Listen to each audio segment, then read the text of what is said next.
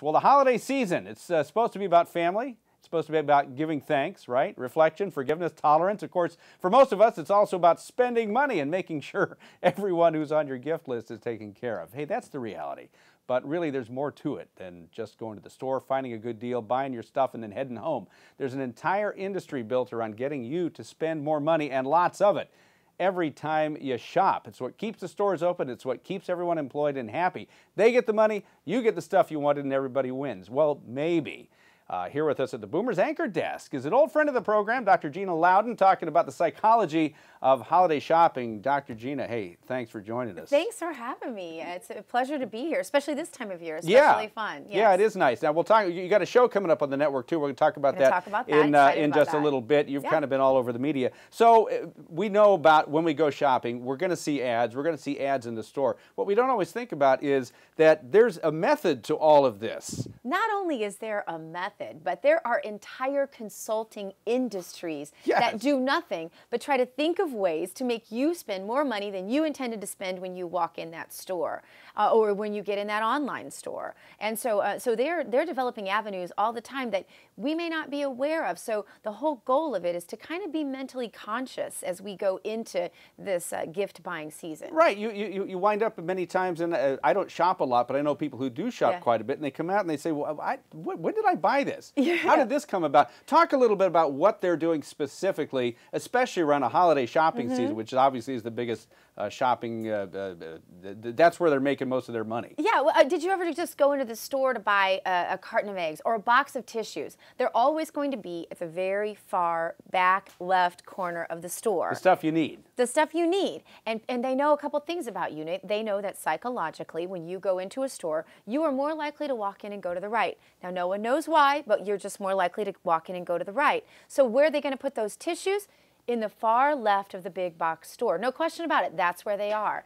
And so the one way you can avoid some of this is just to shop at the mom and pop, more local joints and avoid the companies that are going to spend all that money on the extra consulting to make you spend more money. Because if you go into some of these little mom and pop joints, they don't really have it all lined up. They're going to put it where the space works, where their little shelf that they bought, fits.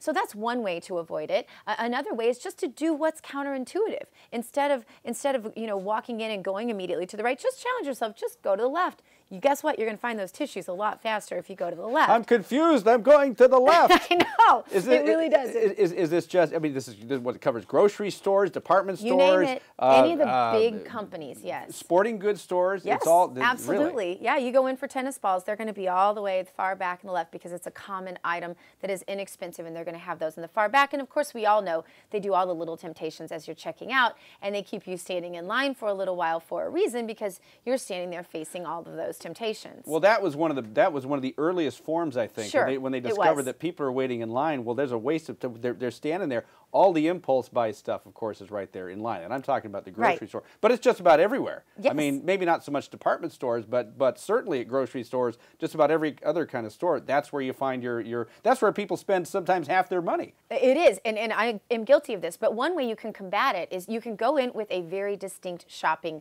list. Talk to yourself ahead of time. Prepare for the store like you would prepare for any other business venture. Ordinarily, when we spend money, we spend it with a plan. You need a plan for your Christmas shopping. You need to have a very distinct list, a budget in mind. There are all kinds of great apps you can use now on the phone where you can do comparative shopping and tell you this store is going to have your best deal. If you're going into this store for that deal, go into that store for that deal and don't get anything else. Challenge yourself before you go in. We do it all the time in other forms of budgeting in our families. Oh, absolutely. Yeah. And another way is just to challenge yourself not to walk out with anything but that 1 or 2 or 10 items that are on your list. It is a challenge, but I mean, it's kind of fun if you can make it a little competition with yourself, and it's going to take away the stress of the after holiday blues when you realize you just mortgaged the house for your kids' Christmas that they didn't probably need to begin with. Dr. Gina Loudon is here with me on the Boomers Brain Trust Show. It's all about planning, and this is one of the things, once again, you just said, it's other forms, other facets of your life, budgeting, all that stuff. Just have a list and have a plan, right? Yeah, exactly. And then be aware of what the store is trying to do to you. Oh, and one more thing, don't forget those little samples that they give you. they wouldn't give those to you if they didn't find a way to make money off of those. So planning to go eat your dinner there and think that you're going to save money, getting little samples in the big box store isn't probably going to work to your favor. There's a reason they give you those samples. I saw that at See's Candy when I was a little kid. When they stand outside, it was, "Hey, little kid, you want some candy?" And I mean, in this case, it was literally that, and we would wind up getting, you know, even just a couple. It's worth it. Now, you've got a program that you're going to be doing on this particular network, the Money Biz Life Network. You've been, of course, in the media for a long time. You've been doing shows for a long time. What is the program? First of all, the name and all that stuff. You're going to be starting Monday, as I understand. I start Monday. I'm so excited. It's called Smart Life, and the goal is very simple and straightforward. Don't you wish everything was just simple and straightforward? The goal is very simple and straightforward, to help people live smarter lives. We want to take all the nonsense and all the fluff out, and we just want to say, hey, how can you do things smarter? Like shopping, for example. This is a great example. So we want to give the viewers something they can take home, something they can take away, something to make their life simpler and better. Thus the name Smart Life. It's going to be airing at 1 o'clock, of course, on Money Biz Life Network. And that's I should say that's 1 o'clock Pacific time. 1 o'clock Pacific. We're on, good point. 4 Eastern, and then you can figure out Hawaiian and Central and all that other stuff. Now, I don't know. Someone else can do those calculations. Exactly.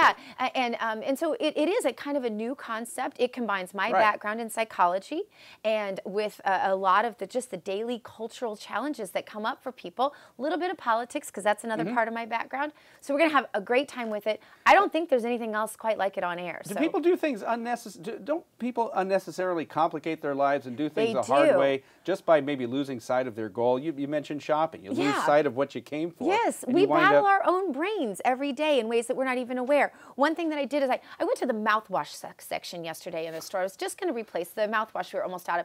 And I must have stood there and looked for probably 10 minutes at all my options. Did it have this? Did it not have that?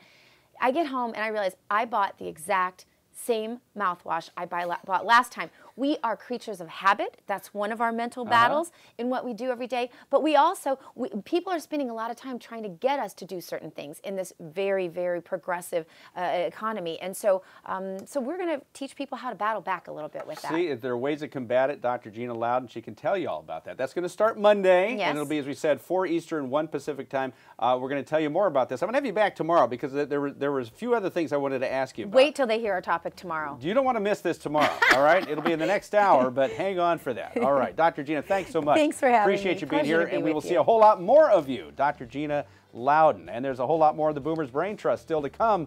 Our phone number, 877-PLANNER, P-L-A-N-N-E-R, website, boomersbraintrust.com. Stay tuned. We'll bring the Brain Trust right back. Don't go away. We're talking about what's important to you, your money, your business, your life. This is Boomer's Brain Trust. The views and opinions expressed on the show are not necessarily those of the station or its sponsors and should not be considered as legal, tax, or investment advice. You should always consult with the appropriate advisors before making any financial decision.